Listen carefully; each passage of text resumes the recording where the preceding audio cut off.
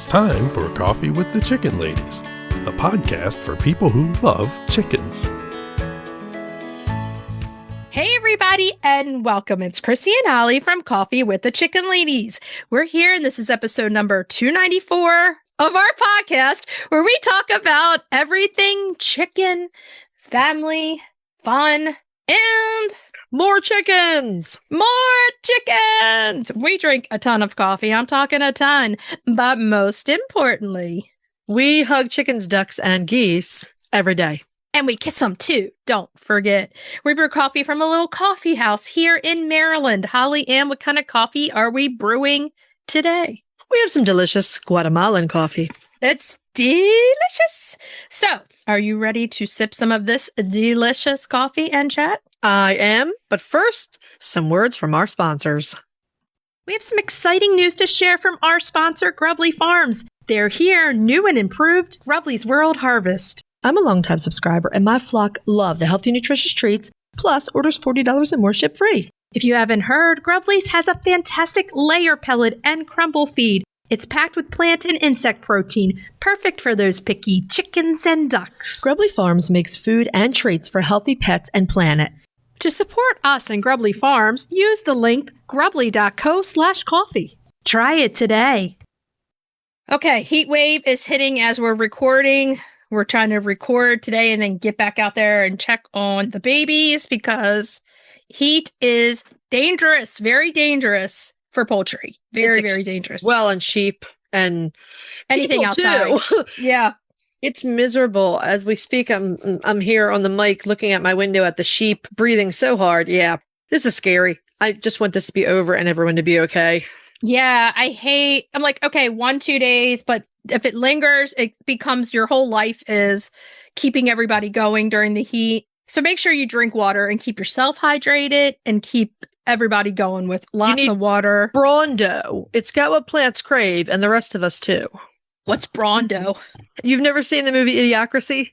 No. Oh, okay. Brawndo is an electrolyte.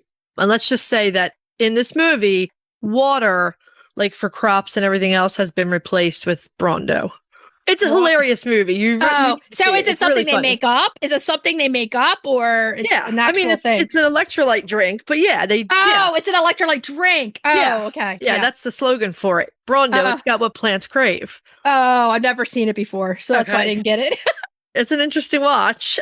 Lots of electrolytes. I've got sheep electrolytes. I've got chicken electrolytes. I've got waterfowl electrolytes. I've got human electrolytes. Oh, yeah. Just make sure. Well, right now, I'm dealing with no water. Hopefully, my hubby and his friend are going to get us going again because no water right now is not good. This is about the worst possible time for that to happen. I'm serious. And we're on a well, so they are working hard right now as we're recording to try to get that back up and going. Yeah, fingers crossed. I hope they get it sooner rather than later. Jeez. It's not been fun the last few days. Not been fun. Not at all. But hey, we're making it. Laugh or cry, right? So laugh. Cry, then laugh, then cry again. Yeah, exactly. So what's going on over at your place? I mean, we're just trying to stay on top of the heat. This week, we're not even trying to keep up with gardens or anything. Just keep everyone alive. I am watching the blackberries. You know, the side of my driveway where I have the arches with the roses on it? Yeah. On the other side of that is a gigantic, unruly wild blackberry patch. And I'm watching them get ripe because I want to make some blackberry jam this year. A couple years ago, my sister Jill gave me a really nice food meal for my birthday. Nice. So you can use that with the seeded berries and take the seeds out and make seedless blackberry jam. Yeah, I made strawberry rhubarb jam a month or two ago.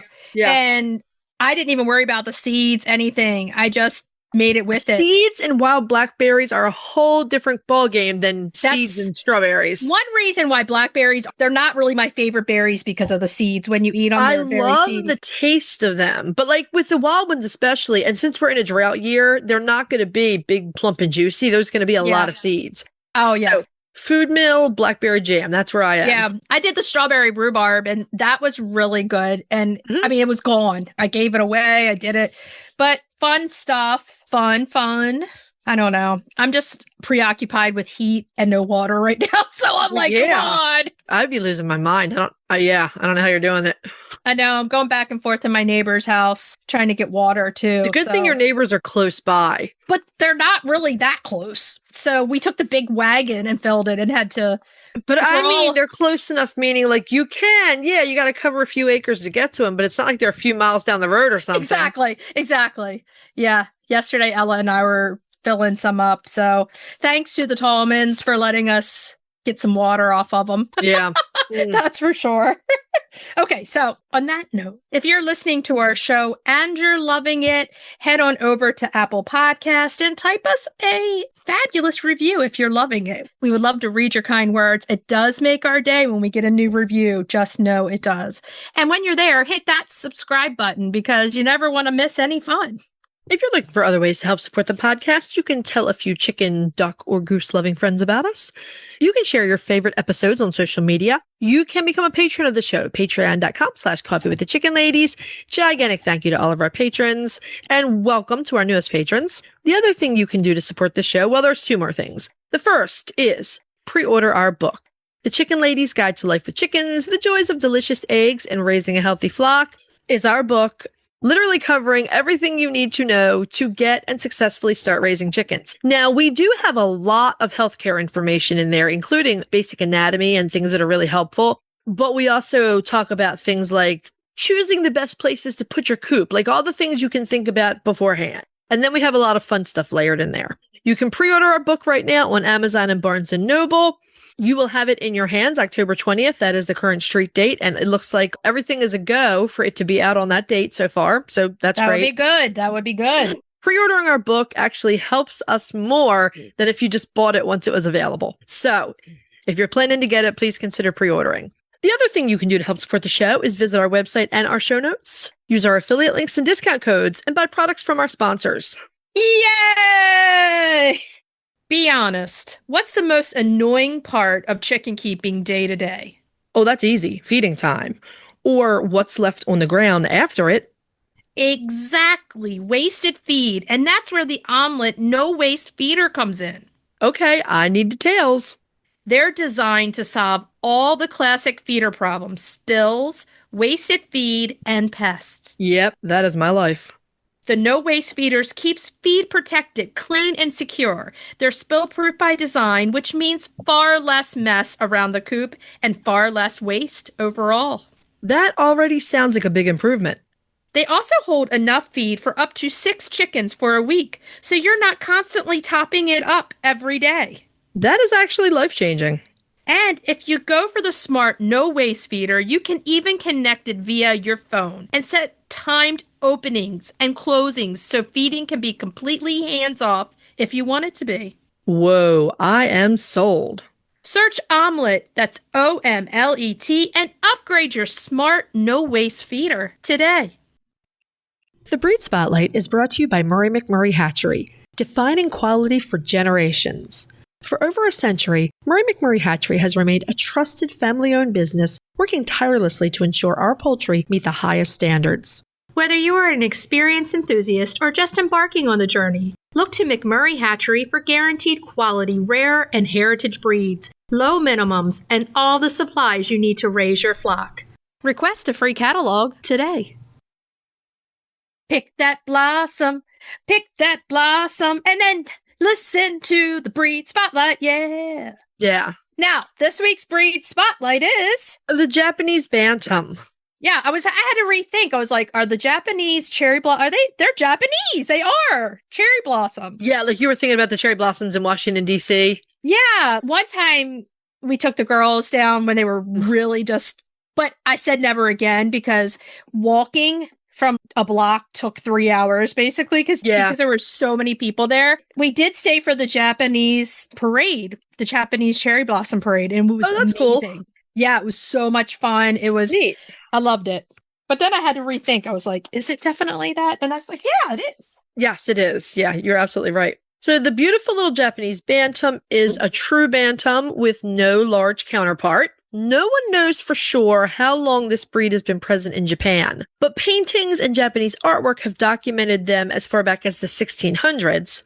It is possible that they're even older than that. That's just when you start to see them showing up in the artwork. In their home country, they are referred to as chabo. They have an unusual appearance with a large head, short legs, and a tail that fans out and leans forward towards the back of their head. Sometimes this is called a squirrel tail, and it makes sense. It does make sense. They're one that I've always found really cute, that if I was going to do a Bantam, I would potentially do them. Oh yeah, I would have them too. They're really nice. Now, the Japanese Bantams are quite distinct amongst the Bantam class and amongst chickens in general. They are a heritage breed. They are currently found in the threatened category of the Livestock Conservancy's Conservation Priority List. Now, Japanese Bantams have been in the U.S. since sometime in the early to mid 1800s. They did appear in the first printing of the Standard of Perfection in 1874. Nice. Various scholars believe that they originally came from an area that used to be referred to as South China, but we know it better now as Thailand, Malaysia, and Vietnam. This is not a surprise since so many breeds originated in this area. At some point, the ancestors of this bird probably made their way to Japan, where they were bred and refined into the fancy little chickens that we see today. They were most likely pets of the wealthy and high-ranking people who could afford to keep bantams for pleasure. They are known to have friendly personalities, and often you'll see that they're gentle on gardens because of their short legs and small feet. I'm assuming they can do some damage since they like to forage and scratch. Oh, yeah. But it's just not, they'll kick up little clods of earth compared to like a cochin who will kick your flower straight out of the ground. Yeah, I mean, if you're thinking about a Bantam, their kick power isn't nearly as strong as a different chicken, as a big chicken.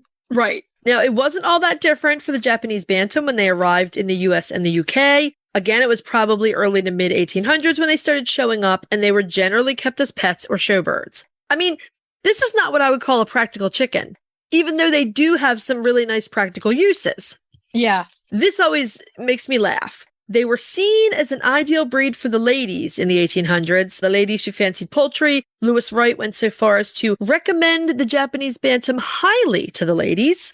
So he does mention that a lot of the work that went into standardizing the Japanese Bantam in the UK was courtesy of a lady named Miss Ricketts. Unfortunately, I would not want my last name to be Ricketts.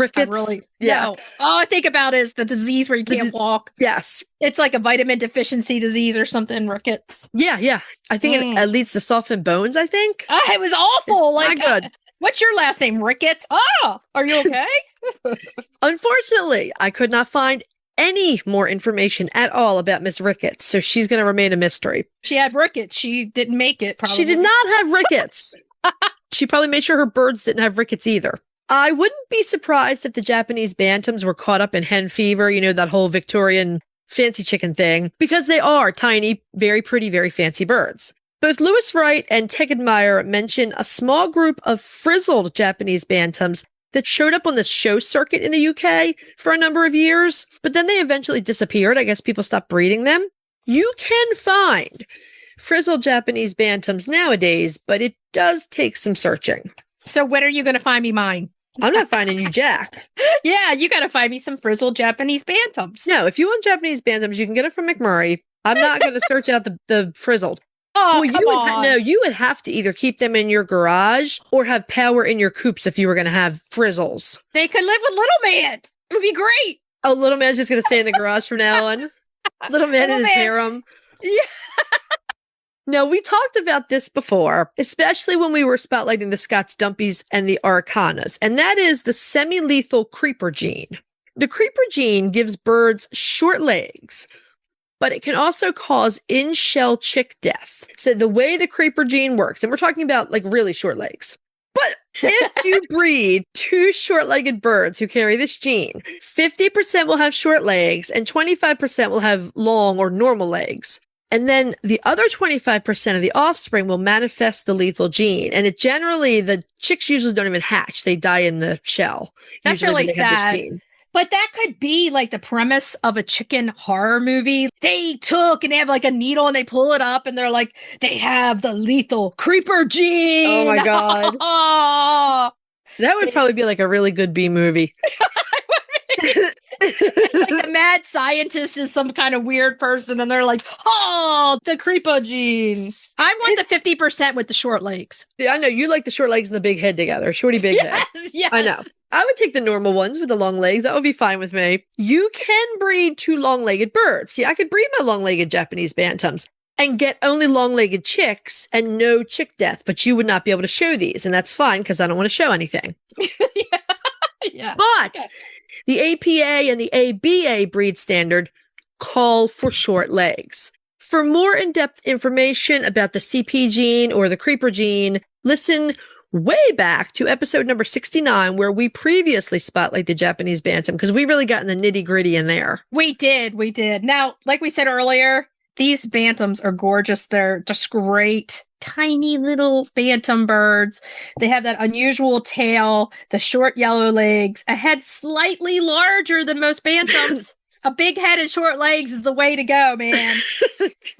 Now, here's what makes it even better. You got the big head, the short legs, and then you got a normal size comb and wattles, man. I mean, if you want the neighbors coming over to see your chickens. I was trying to hold that laugh in, but you got so excited over there. Yeah. If you want the normal size comb. I mean, this is a chicken for somebody who likes to show off their chickens that are unusual and different looking. You got the red earlobes. That's normal, but you could probably train one to sit on your, I mean, the Nankin roosters fly right up on your shoulder. You could probably train one of these little guys to sit on your shoulder and go shopping with you. And you know I would. I would. Okay. Yes. The wings that droop to the ground and the bright, curious eyes, they are really small, with the roosters averaging 1 pound, 10 ounces, the hens 1 pound, 6 ounces. They are tiny, tiny babies. They are along the lines of Nankins, but even shorter than Nankins. Yeah. I need this bantam. So, and it has to be frizzled. So they come in a variety of really gorgeous colors, including black, white, black-tailed white, black-tailed buff, barred, wheaten, gray, brown red, and mottled. This should have been the one we went back and forth on. I didn't realize it was that many colors. The mottled is stunning. The barred is stunning. They're all beautiful, but I like me that little mottled bird. Yeah. Yeah.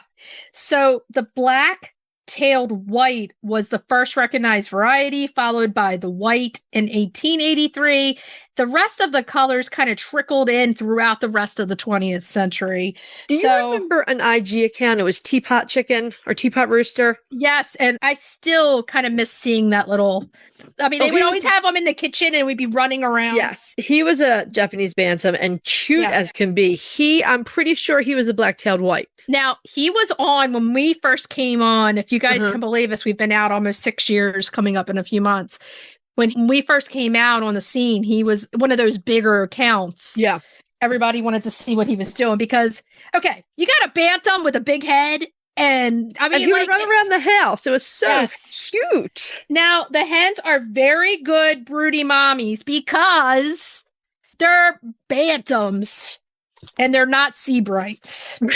Now, take that, Sir John. Yeah, they're reasonably good layers for bantams. They'll give you anywhere from 100 to 150 small cream-colored eggs each year, which basically, I mean, they're going to be more like a pet, too. I mean, those are kind of Nankinish. The eggs they lay are not as big as Nankins. I think Nankins take the prize in that. But what I'm saying is, let's say you live in a little townhouse and you have a little garden, and you just want some pet chickens that'll give you a few eggs. There you go. Bantam. Yeah. Now, we did find several sources that mention low hatchability, making them tricky to breed because of that lethal creeper gene. I think it's even more. I think it's the lethal creeper gene, probably compounded with the fact that anytime a heritage breed population gets really small, hatchability usually suffers. Yeah. Now, it's a very, very fancy, friendly little bird. Now, if I get Japanese Bantams, I'm going to have to save for a long time and get myself a Gucci to carry this chicken around. Jeez. I could see that. I mean, they deserve to be carried around in a Gucci. I could see you going to the consignment shop. Could I see that bag, please? Oh, certainly. Are you going to take it on a trip with you? No, I'm going to put my rooster in it. That's for my rooster. Like, lady, we're not selling you this bag. I'll put a liner in it, I swear. They are not cold hardy birds. They are tiny. They will definitely require supplemental heat if your temperatures are near or below freezing. And those big combs, those big, beautiful combs on these little guys will need to be safeguarded from frostbite. But on days like today, they're going to be loving it when your other chickens are not. Like the Nankins are out there sunbathing. Yeah, they're like, this is great. Yeah. So that's the one thing that you kind of remember, like with the Bantams. Yes, they are not good at all in cold, but the opposite. Because some birds aren't good in cold or hot. These birds are good in the hot weather. So you have a little less to worry about in the summer. And also, they can fly. So take that into account when building your runs. You may want to do an aviary style that's higher up, give them a little bit of space. Mm-hmm. And you're not going to let them out as much unsupervised if you have tall trees around, because I would be out there on a freaking ladder and it would not be a good sight. So it really depends on personality. Like, I can let the Nankin boys out and just scoop. I can run around with the Nankin boys and scoop them up 2 and 3 at a time and run them back in. But then Rambo, the Duclay, he is a loose cannon. We cannot free range him because we cannot catch him. He goes wild. Well, think about how you got him. You had to get him in a tree. Right. So what I'm saying is I don't know which type of Bantam the Japanese Bantam is. I don't know if it's going to stay around your feet because it's so friendly, or if it's going to be like Rambo with wild hair and fly over to your neighbors. I don't know. So you have to be careful with that. If you get them very young, like 1 to 2 days, you can hopefully train them at that point to stay with you and not want to fly up. Chickens don't imprint the same way that geese and ducks do, but all of our Nankins have been like hand raised. I mean, we held them repeatedly every day and they're all super friendly. So you're probably right. If you're working from chicks, you can handle them a lot. They're great pets, as we said, great show birds should you have the itch to exhibit your birds. Great 4-H projects for kids. And we think they are a great addition to a fancy chicken lady's flock. Or gent. Whatever you are. Chicken people, ahoy. Yes. Have yourself a Japanese Bantam. But like I was saying before, breeding can be a challenge due to those low fertility issues. Sometimes fragile chicks, that semi-lethal creeper gene, all the different things. They're a great option for small space chicken keeping, like Holly was saying earlier. They're great if you can only have one coop or whatever, and you have them so you can have more of them.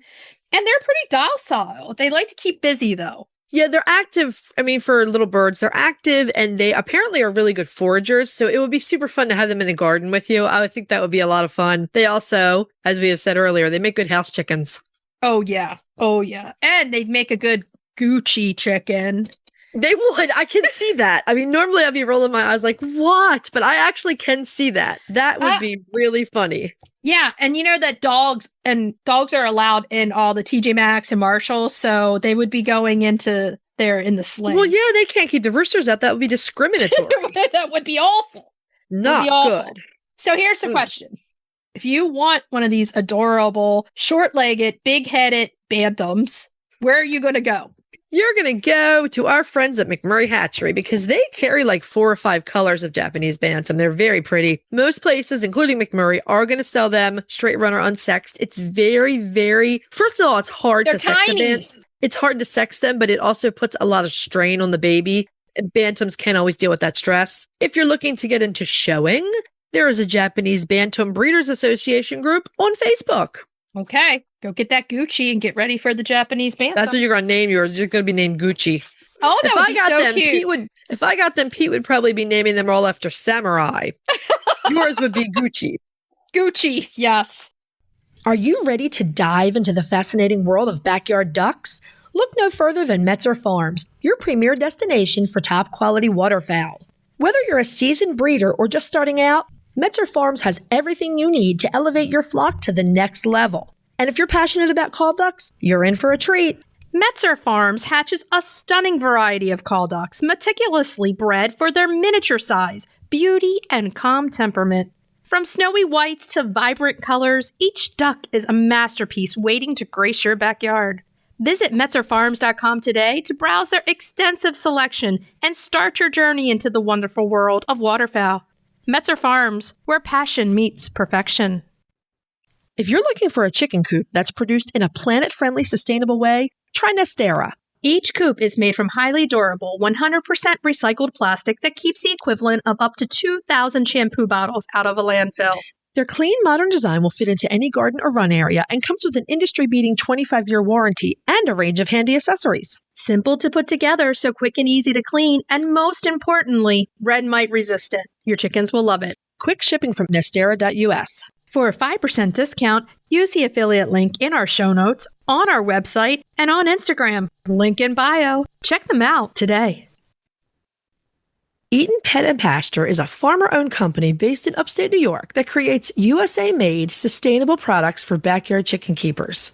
From low-dust hemp bedding and comfy aspen nesting pads to nutritious treats and odor-eliminating products, everything is designed to keep your coop clean, healthy, and smelling egg-tastic.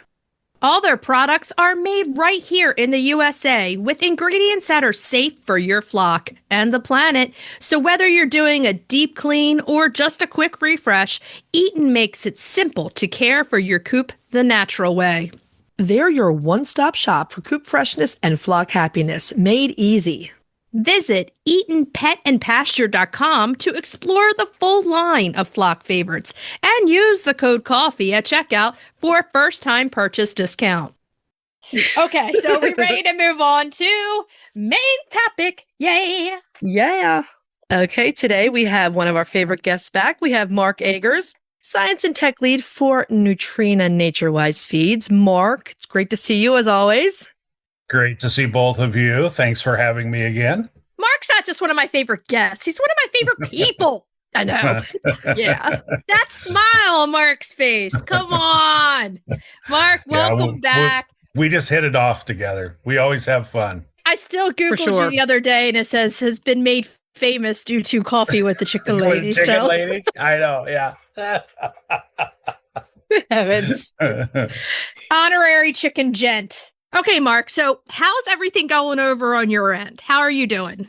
Good. The last time we talked, we had just gotten some silky chicks in, and they've incorporated themselves into the flock very nicely. Good. So no issues with dominance over them or, picking, anything like that. They've become part of the flock. And, awesome. So, yeah, it's been really fun. So 6 of those ladies in there, and we're having a lot of fun with them. I will say this, though. 2 of them are getting broody on me. Already? Yes. Yeah. And trying to lay on those eggs all the time. But, yeah, they've been a lot of fun, though. So do you have them in with your Wyandottes? Yeah, they're in with all of my birds are together. Yeah, fantastic. They get along great. Yeah. Well, you just have this great energy about you, so I'm sure the chickens feed off that. They're like, everybody, there you go. Yeah, they're just like, wait, this is a great place to be. We're gonna have good energy here. I wonder if part of that being so smooth is that the Silkies know that they're not the top dogs, and the Wyandottes know that they are the top dogs, and so they don't need to fight. Yeah, that very well could be. And I do. My birds are all confined, right? So we've got them in a run with like a dog kennel around it, but it's large. Mm-hmm. And even though I do have quite a few birds, they've got room. And I think that is a big part of it too. There's not that stress of too many of them too close to each other. Everybody's got a place. If they really want to get off by themselves, there's room for them to go do that. And I think that really helps too. And we're big believers in the biggest run. Like some people say get the biggest coop you can get. We say the biggest run that you can possibly do. Yeah. Because you can always pile more coops in a huge run, right? So yeah, exactly, right. You have to have the space to put the coops.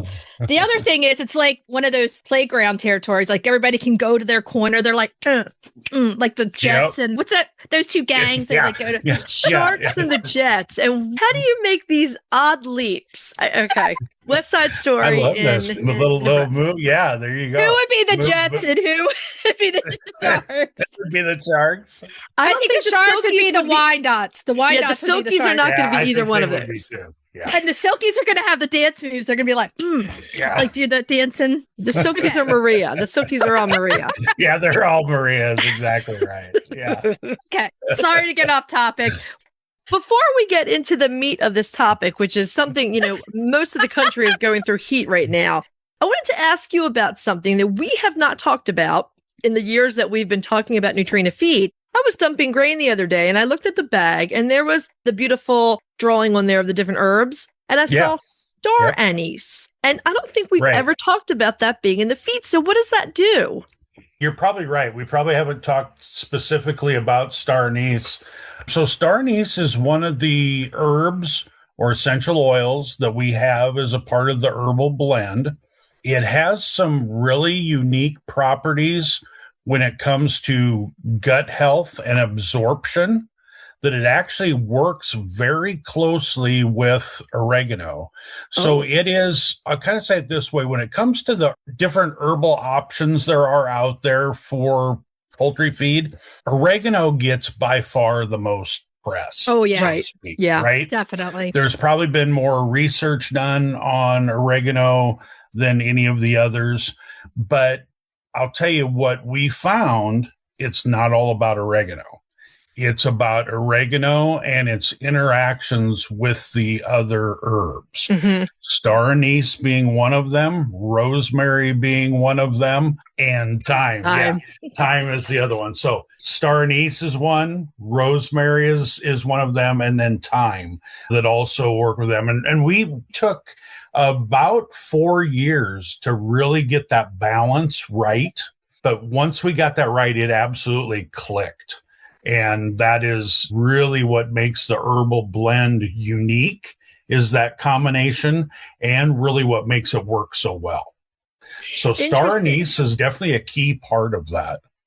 So what else were you telling us about that there is a property in the food that does help with the heat exhaustion? Cool. Yeah, there is. So we do have it's a yeast probiotic product. Diamond V XPC is the actual product, but it's a yeast probiotic that absolutely helps with, and actually that's a really good tie-in, because not only does that help with the heat stress, that is also the other kind of missing link to the tie back to the herbs. This yeast absolutely makes the herbs work from a gut health standpoint. But what that does is it works as an antioxidant in the system, and it actually reduces stressors in the bird. So those stressors, that the hormones that tend to creep up when birds get hot, when they get stressed out. And that's really what makes them uncomfortable, are those hormones that are developed. And XPC absolutely reduces the level of those stress hormones. So the absorption in the gut helps to keep them physically a little cooler, and then working the gut working at the correct way it's supposed to let it absorb nutrients instead of those stressors getting in the way, and then making the body work even harder. And when the body has to work harder, that's when it produces the extra heat. And so this definitely does help with heat stress. So that probably helps with the whole package. Your birds are panting at electrolytes, but things in the feed that keep them hydrated. So let's go into the main topic from there, just because so much of the country right now has been going through, some of the most scorching temperatures I've ever experienced as a farmer. Just awful. Yeah. So we always say absolutely feed the best quality feed you can afford, because a bird in better health can better withstand these high temperatures. So what's Nutrena's outlook on formulating to help heat stress? Because I feel like our summers just get hotter and hotter, and we can't get away from it. Yeah, and we took that into account. That is absolutely why Diamond V XPC was put in the product, was to not only help those herbs to help with gut health, but also to help with reducing those stress hormones. There's a couple other things we can do too. Number one is watching and not overfeeding protein, okay? So more protein has gotten a lot of news here lately, including by us, for a lot of good reasons, right? We've talked an awful lot about how it helps with body condition and with feathering, right? To where those birds even look better. But there still is a point of no return, okay? And actually a point to where you get too much, and then it just becomes extremely hard for them to digest it, and then they have to excrete it, right? That's when it can develop into creating more heat inside that bird. Okay. So where we're talking about the 18% protein or even the 20% protein for feather fixer or 18% for like harvest blend, that's not too high. But you get up into, even for regular birds, you get above that 22%.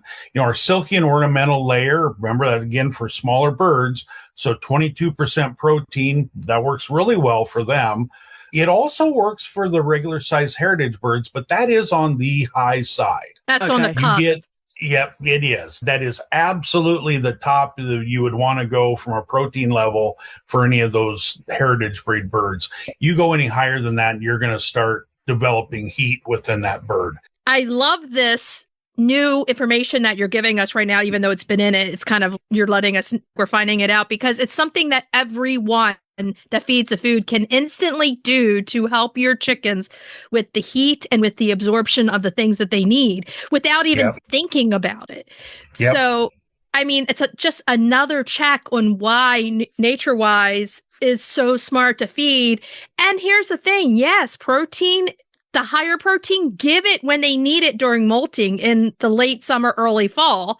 Yep. It's okay to cut back on it, like you said, right now so that they don't have to overwork. Yep, correct.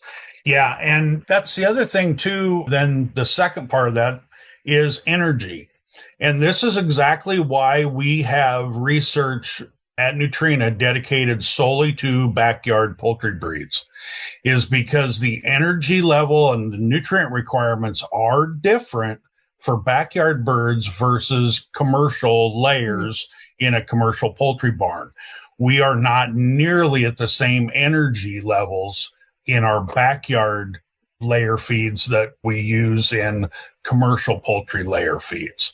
And that again is another area you feed too much energy. So that's why you'll hear people talk about corn, maybe even feeding some cracked corn in the winter to create some heat to help them. That's the last thing you want in the summer, is something like that to give that extra, because then what you do is you end up creating more heat in that bird. When you say limit protein, you don't necessarily mean do anything different with the everyday ration that you're giving your birds. No. But don't supplement with high protein treats. Yeah, that's probably a good one to watch too. But typically even they're going to back off a little bit on the layer feed. So if you've got treats that are excessively high in protein, that's a time to watch out for that. Okay. So here's one that a lot of people don't think about, and that is the mealworms, right? Excessively high in protein right now. That's something you want to lay off of at this point in time a little bit during this heat stress. Yep. That makes perfect sense. And then supplement with maybe veggies that have a lot of liquid, watermelon, apples, watermelon, grapes, cucumbers, that kind of, exactly. That's what we tend to do. And I'll tell you what, those are, even getting into that issue, just kind of the animal husbandry side of taking care of your birds during heat stress plays a huge part. My run, and I put it where I did for this very reason, even though it is covered, most of the half of the run is covered, but I'm underneath of a tree, so it's shaded, right? Yeah. And that shade makes a huge difference. Let those birds have a place where they can get out of the sun and they can feel that, a little bit of that breeze come through. That makes a huge difference for taking care of those birds. It really does. And that's like, start at the beginning and find a place to put your coop where you have some deep shade. And by deep shade, we mean naturally occurring shade that's there all the time. Right. Yep. And if you don't, grab some umbrellas and create it yourself. Leave those things up all the time, unless there's a storm.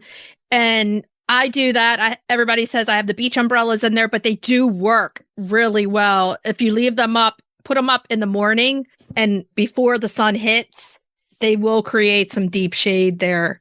Yep. Yeah, shade is huge. The other one is just ventilation. If you can get a place where they can get a breeze, like in your coop even, open up those windows all summer. Keep those windows open all summer. The ventilation part of it is a big deal.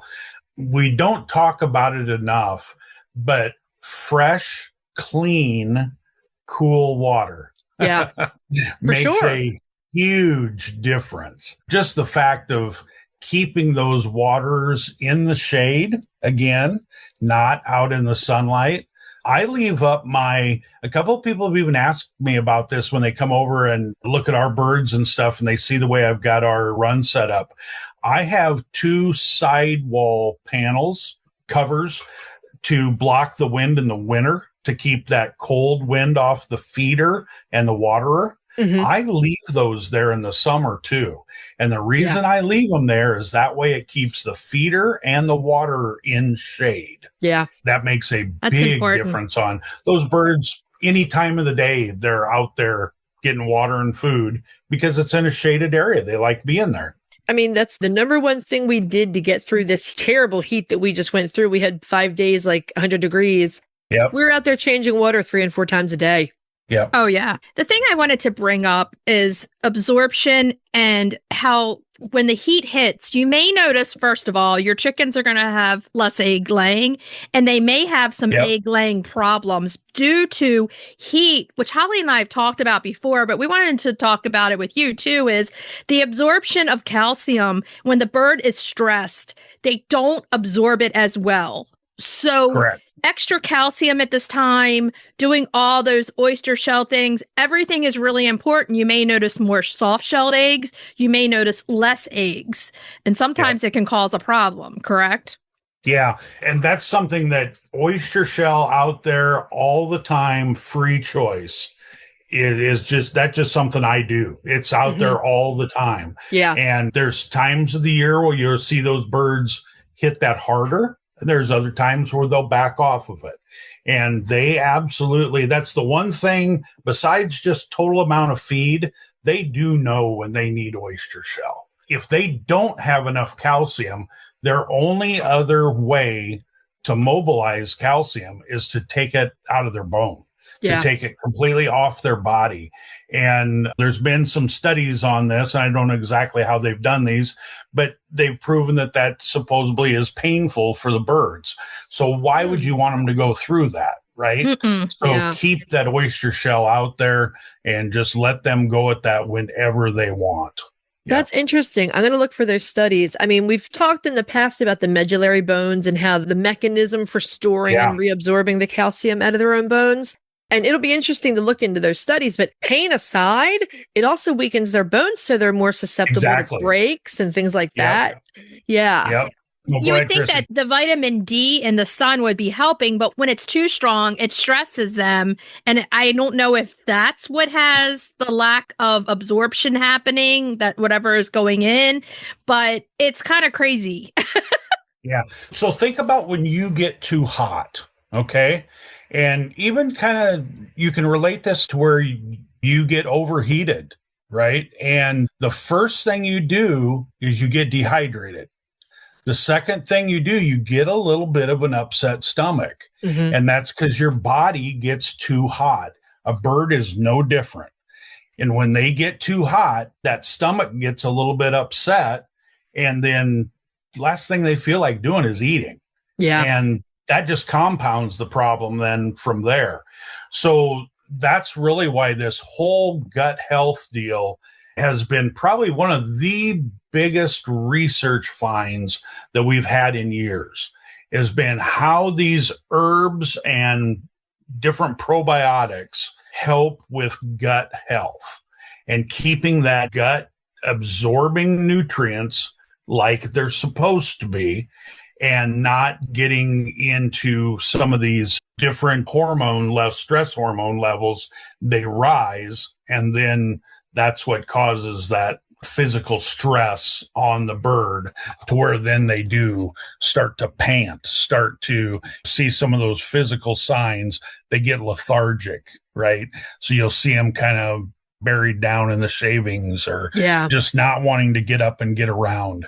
But that gut health piece has been probably one of the biggest research finds we've had in years on backyard poultry for keeping them healthy and happy.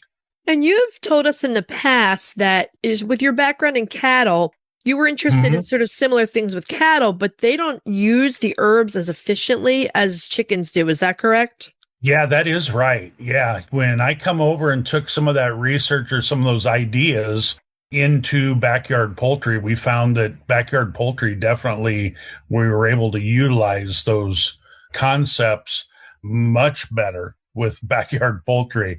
And that combination of oregano, thyme, rosemary, star anise has really, really worked well.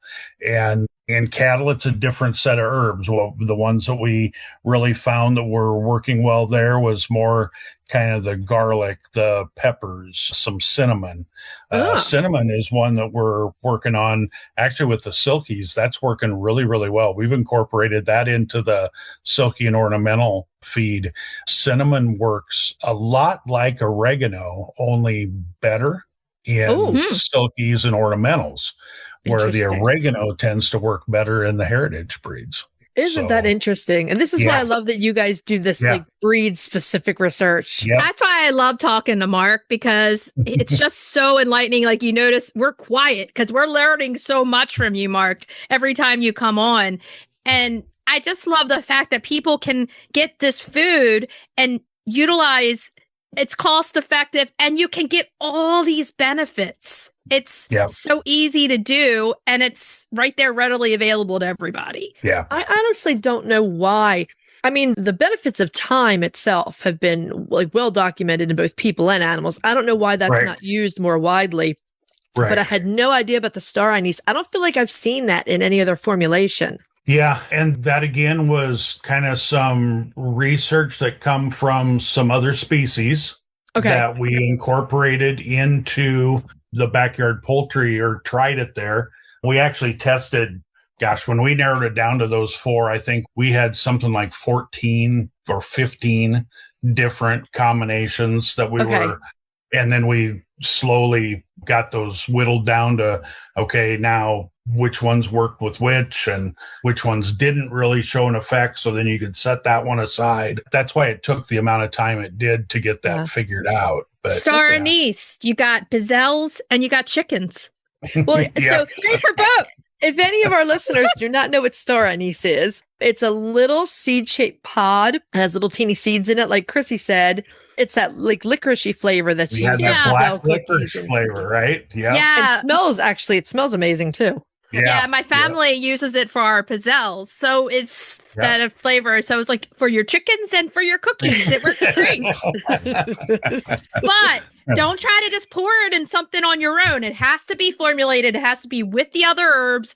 It has to work all together in the right amounts. So make it easy on yourself. Just get the food and it's already done for you. That's the thing that I love. I mean, it's so easy. That's number one. It's all that together. Do that amongst other That one would be rough to do anyway, because like I said, it's seeds. And you you want to throw some time in with your chicken feed, knock yourself out, but it's harder to work with the seed it's pod. grind level too. So if stuff is not ground fine enough, it can't be absorbed. So people that just think they can go get the actual herb, like what we would do in seasoned food, you can't do that because the bird doesn't absorb it. It just goes through them. So, see, this is why we need really fine. This is why we need science and Nutrena. It is so important. My chickens over the last week have gotten so much watermelon. It's ridiculous. Watermelon. For the first day yesterday, my flock did not finish their watermelon. The bantams all did, but the laying hens were like, again? Okay, we're done with this. We'd been using some frozen cucumbers. And, I've done that too. Yeah. And then yesterday I finally did break out the watermelon. So that they got watermelon yesterday. So that was their first on that. But I tell you, this was literally the hottest stretch I've ever lived through taking care of livestock. And it's been I mean, rough. Here we go. Talk about feed the good stuff. Feed the other stuff, the natural electrolytes in the watermelon, shade, and watch. Water. Please watch for laying problems at this point, because this is when they can happen when it's super hot and they're stressed due to weather. So keep an eye on everybody. Make sure they're laying eggs. Make sure if you see soft eggs that you have oyster shell out. Do all those things because it's the time when you see it. Try to keep things calm. One of my Nankin hens was in the nest box for a long time yesterday, which had me worried for a couple of reasons. She eventually laid with no problem, but I think she just wasn't absorbing the calcium. And with those little birds, I think it catches up with them quickly. Yeah. Yeah. Yeah. And you talked about the water. That is, even if you've got a large waterer for your birds, everybody's got a work life too, right? So, I mean, you can't just keep fresh water in front of them constantly. But my kind of take on that has always been, if you can, at least make sure they get fresh water daily. Sure. Okay. Oh, yes, Yeah. definitely. And that's either maybe before you go to work, after you get back from work, one of the two. Make sure they get at least once a day. They're getting fresh water like that. Even if they've got enough water in that water for 3 days or whatever, get it fresh. You know, every day like that. Here's the thing. Yeah, if it gets warm, that's what I'm checking for. If it's warm, they will not drink it. If it's hot, they will not drink it. Yep. So that's what you have to check for. Yeah. So I would be out, and I'm lucky because I work from home, but I would be out giving the waterfowl more water, the chickens more water, and changing the sheep water just to keep them drinking. Yeah. Well, Mark, we want to thank you again for coming back because we love you. Of course. And it's always such good stuff. I mean, I love to hear the science behind everything. And it's even stuff like you were saying, the grind level for the herbs. It just never, these are things we just don't know. So it's fantastic to get that peek into the process. And that's why glad to be with you again today. Mark Agers is famous for being on Coffee with the Chicken Ladies. Chicken Ladies, that's Google right. Mark Agers, you will see it. Mark. He's also famous because he works with chickens and his last name's Agers. So there you go. Yeah, exactly. Mark, thank you so much. We'll care. Talk to you later. Talk to you soon. Take care. Stay cool. Bye. You too. Bye.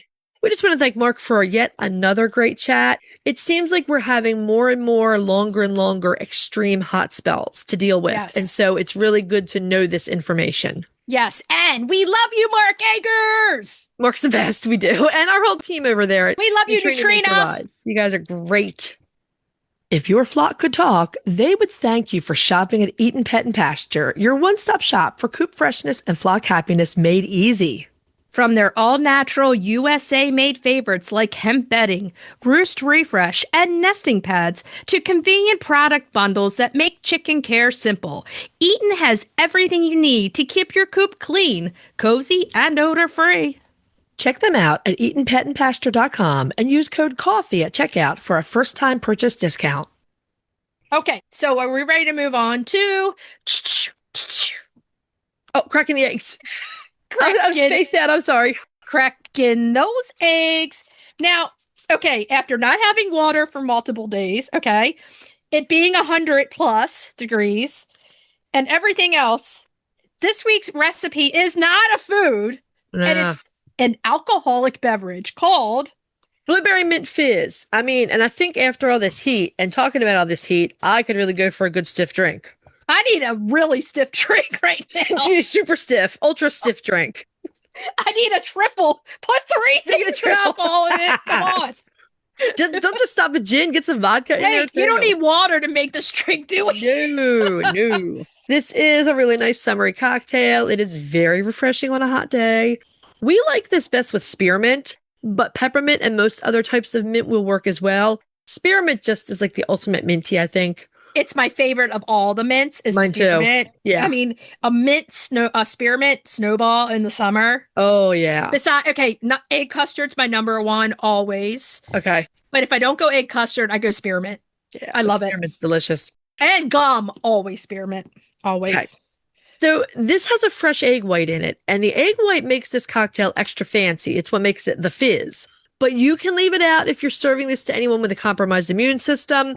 If not, you're going to shake the drink without the ice in the shaker first, because that's what makes the egg white get fizzy. Yeah, exactly. I mean, you all know, like if you beat an egg white, it gets fizzy. You could say it. Fizzy. Get some air in it. Yeah, get that fizziness going. Okay, so let's go through ingredients. 2 to 24 ounces of London dry gin. That no, says just 2 ounces. 2 ounces. I was making a joke. I was like, well, because I have put things like that in the ingredients before. So I was like, what? You put 2 to 24 ounces? 24 ounces. That's a joke.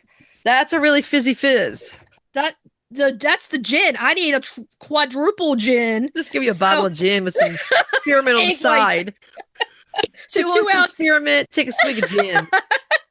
2 ounces of London dry gin, 3/4 of an ounce, that's 1.5 tablespoons of blueberry mint syrup, simple syrup, which we're going to give you the ingredients for that and how to do that in a minute. 1 tablespoon of lemon juice. Make it fresh if you can. If not, get those little lemons they have in the grocery store. That's fine too. 1 egg white, ice, your fresh mint, and or blueberries for garnish also. Now, let's go through the ingredients for the blueberry mint simple syrup. Since this is a big part of this drink, it's going to make about 1.5 cups. So the ingredients go as follows: 1 cup of fresh blueberries, 1 cup of sugar, 1 cup of water. You lied to me. It takes water. Well, the syrup does. I mean, come on. I have bottled water for now. The drink itself doesn't take water. And 1 sprig of fresh spearmint or other mint leaves. I mean, there's really cool. There's chocolate mint, there's pineapple mint. I grow all different kinds of mints in my yard. Yeah. I have a lot of mints too. I love them. Yeah. At the farm, I planted this spearmint, and I think the cultivar was called Julep or something like that. It was the most intense spearmint ever. I loved it so much. Yeah, I grow chocolate. It's really good. Yeah, we had chocolate den in front of the llama barn, but I think that went the way of the dodo. Because I don't know if this is a universal thing or what, because to me, it looks fairly obvious where there's a garden bed, but whoever we hire to do the mowing at the farm, they inevitably, they mow the daffodils, they mow the peonies, really? they mow the chocolate mint. Yes. Not fun. Not good. Not cool. No. Really, really irritating. Anyway, okay. So you want to fill a Coop glass with ice, because you need this nice and chilly. Grab your cocktail shaker. You're going to add that gin, the blueberry mint simple syrup, lemon juice, and egg white. Like we said, don't put the ice in there yet. Put the lid on and shake it vigorously for 15 to 30 seconds.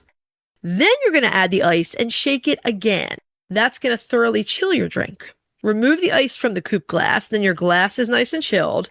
Then strain the drink into that lovely, lovely Coop. I like Coops. For the longest time, flutes were in style, but it's back to Coops, and I love them. I think they're pretty. Yeah. Then you can put a toothpick with some fresh blueberries or, some spearmint leaves on there, float it in there to make it fancy. No umbrellas, but a little fruity pick would be nice. Yeah. It would be cute. It would be super cute. Now that blueberry mint simple syrup, once you make this, it lasts in your refrigerator for generally at least a couple of weeks. Yeah. So you can make this drink several times. We're talking before about the sugar killing stuff, the way when it's cooked with the sugar. Sugar's a huge preservative. Yeah. So to make the simple syrup, you're going to add all of those ingredients for the syrup to a medium-large saucepan and bring them to a boil. You're going to use a potato masher or a pastry blender or whatever else you want to use, and you're going to mash the blueberries and crush the mint leaves. Just mush it all together. Let that syrup continue to simmer and thicken. Remove it from the heat and strain it into a jar with a tight-fitting lid. Strain out all the solids. You don't want any of that in there. You want clear syrup. No, you want transparent syrup. Mm-hmm. And like we said, refrigerate it for up to 2 weeks. If you're planning to make these cocktails, I'd make the simple syrup either that morning or the day ahead, so it's nice and chilled. Now, if you want to see pictures of these recipes right now, we have some amazing pictures. We are now working with Allison, and she is taking pictures of our recipes for us. And man, does she do an amazing job. I know. She did the strawberry donuts, and I was like, these look 100 times better than when I tested and developed the recipe. So, yeah, she is taking the pictures, and I am posting them on Instagram on Tuesday mornings. And then that way you get to see actually what the recipe is looking at. And you should follow Allison McAdams over at allison.mc on Instagram, because her food photography, we weren't joking. This lady is really good. She's phenomenal with food photography. Beautiful. It's beautiful. And she has some really nice farm photography too. Yeah. And she's a chicken lady just like all of us. So go follow her on Instagram and see all the great work she does other than for us. And she does some fantastic stuff for us. She does. Thank you, Allison. And now I really, really, really want some fruity gin drink. Well chilled fruity gin drink. Okay, so let's move on to retail therapy. Retail therapy. Yeah. This week's retail therapy was kind of like a request, but people are asking about Coop Fans. And right now, you need some Coop Fans because you need them. Yeah. It's, don't let people talk you out of it by saying chickens don't sweat. No, chickens don't sweat. But if you can keep the air moving and keep that hot air from building up in your coop, it makes things more tolerable for them. If you do have people that have, comb and wattles, the air circulating near their comb and wattles helps pull the heat out. Yeah. So they help. It helps. So here's the thing. Coop Fans, I like to recall, and we call them Coop Fans, but they're really like rechargeable battery powered fans, right? So unless you have electricity, then which I do, and I'm going to talk about what we use. Yeah, so I do not have electricity at the moment, so I use rechargeable or battery-powered fans, and lots of them. And the best place, honestly, I know it sounds so simple or whatever, elementary, is Amazon. Because when you go on there, you're just going to search rechargeable fans, and they come in. And for coops, you need smaller fans, because generally, a lot of people's coops are not huge. So I used these fans for years and years and years, and we would do, in the beginning, we would do simple things like we would zip tie multiple fans in the coop just to keep the air circulating. Yeah. I mean, that's good if you have electricity, but if you don't, you got to take them out and recharge them or put new batteries. I'm talking about the rechargeable ones. Oh, so did you just untie them every day or cut them off every day? No, you could just flip open the bottom, slide the battery out, bring the battery in and put on the charger. See, the ones I have, you just hook it into the fan to charge them. Like there's no battery, like it's built in to the fan. Oh, I see what you mean. Okay. Like how you would charge both ways. You can get like a USB charger fan. Mm-hmm. Or you can get a fan with a rechargeable battery. That's what we used. Yeah. Yeah. We use a USB chargeable. So every morning they come in. Yeah. I charge them all day. But you can get both varieties of those on Amazon. Everything that you need in different sizes and everything else, different costs. I mean, there are some that are like $12 a fan, which I find is inexpensive. And then there's some that are like $50 a fan, which is expensive. Right. But here's the thing. If you need one fan, if one fan does the work of 5, then it's worth it. Right. Right. But you have electric, right? So what fans do you have in there? So we use a brand called Vornado, like tornado with a V, Vornado. Right. And these things move air. And I mean, there's never any built up heat in there because they move air so much. So they're like big round fans on not legs, but they're sort of on a stand. And we put them in the middle of the coop and we point them to the ceiling and it just bounces the air everywhere. Your coops are pretty large. Like your coops are larger than mine. So like I wouldn't be able to do that. And that's why I do the smaller ones. But I feel like if I had a bigger coop, that would be easier for me than setting up 16 fans in every freaking coop. Yeah. Now with our small coops, including our Nesteras and our omelets, we will put a smaller fan in there that is electric powered. Yeah. I'm not sure if they're a Vornado brand or not. I don't know, whatever Pete got. And then in those coops, because they're plastic and they have, they're so well insulated, we also put ice packs along with the small fan. And it's like, it drops the temperature significantly in there. So honestly, if you have one place where you shop, that's one of those big places. It's like Amazon or now Walmart is kind of rivaling with Amazon, like that you can one-stop shop, you can get everything.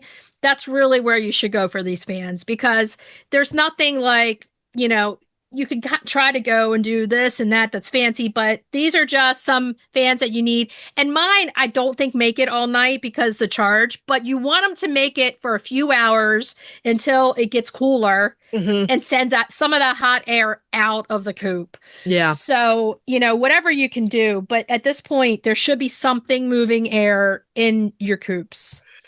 Yeah. This heat is. Heat is worse on chickens than cold, and that is the truth. It's true. The cold is the frostbite kind of scare with it all.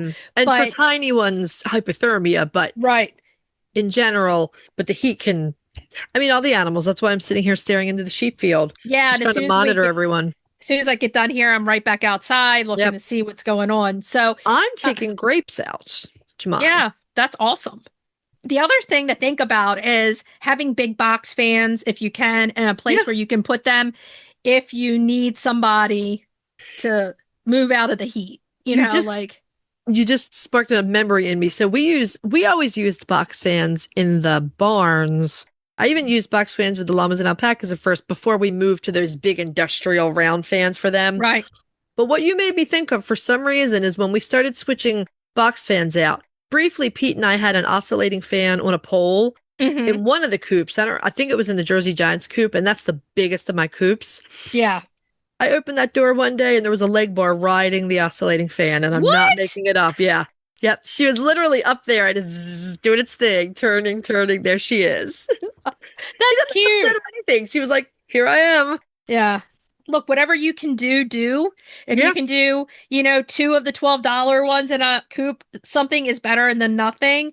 But the other thing to remember too, and this isn't fans, but right now I'm putting beach umbrellas that you can get at Five Below for $5 an umbrella and create that shade for one thing. I cover the water where you think the heat's going to come in, where that sun is posed towards your run at the hottest part of the day. Put the umbrella to block it, because that will also keep your coop cooler when they go in there at night. So these little beach umbrellas, Sophia said this morning, she goes, they look like they're trying to be movie stars with these beach umbrellas. Well, I'm like, it's all good. I don't care. As long as it keeps them cooler. That's for sure. It's hot. They can be movie stars. They can, whatever they can do to keep cool. This is just a very, very stressful. Yeah. And I know there are some of you that have 100 degrees regularly, but we don't. And our animals aren't used to it. Yeah. We're not used to it. No. Okay. So should we tell everybody what we're going to be talking about next week? Next week, let's see. We're doing another Bantam next week. We're doing the beautiful rose cone Bantam. That's another really old breed. Yes. Main topic, we're talking about eye injuries. This is another, we've had some listeners. We've actually had a lot of listeners with eye issues recently. Yes. Cracking the eggs, mixed berry crostata, which is like a rustic kind of freeform pie of deliciousness. And we're doing a seed spotlight. And you know what time of year it is? What? Corn. It's all about that corn. Oh, yeah. I remember I did that reel. I might have to put it back out there again. Yeah, we ate that corn too. It was good. I took the chunk, right when he said it's corn, I took the bite of it. That's right. Okay. What should we tell everybody to do until next week? Hug your chickens, ducks, and geese and stay cool. And kiss them too. We'll talk to you next week. Bye-bye. Bye. If you'd like to see more of us, please follow us on Instagram at Coffee with the Chicken Ladies. If you'd like to help us grow the podcast, please leave us a written review on Apple Podcasts.